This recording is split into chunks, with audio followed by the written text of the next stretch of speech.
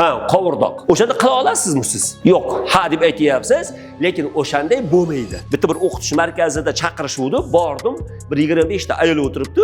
Hammasi buxgalteriyani biznesni boshlash kerak, shunaqa narsasi o'rganyapti. Men buxgalteriyani o'rgatyapman. Keyin siz nima qilasiz desam, keyin bittasi aytdiki, men qovurdoq qilaman dedi. Agar bitta ayol yopishib oldi, meni 3 ta qizim bor, ertaga qovurdoq qilib berishim kerak bo'ladi.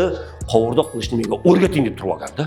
Yo'q dedi. O'sha ikkinchi parada ham so'radi, yo'q dedi. Ertasi ham so'radi, yo'q dedi. Kim men unda o'tirdim, hadi yo'q degan eshityapman. Kim aytdi, "Opa, dedi, menga o'rgatasizmi?" "O'rgataman" dedilar. Keyin so'radim. "Nima uchun menga o'rgataman deyapsiz, unga yo'q desangiz?" "Ayol kishiga o'rgatib bo'lmaydi" dedilar. "U shu ish bilan shug'ullanadi" dedi. "Sizga 1000 marta ko'rsatsam ham bar shu ish bilan shug'ullanmaysiz. Shug'ullansangiz ham bar qilmaysiz" dedilar. Keyin men aytdim, "O'zingiz qayerda o'rganasiz?" "Bu qaynonadan kelinga o'tayotgan kasb hunar ekan. Qizlari hech qachon dedi, qovurdoq qilayotgan paytda kelmaydi dedi. Ichkariga kiritilmaydi dedi. Nima uchun desam, chunki u birovning xasbi birovga boradi, boshqa qiladi, konkurent bo'lib biznes sindiradi dedi. O'sha qovurdoqni pishirishning texnologiyasi bor.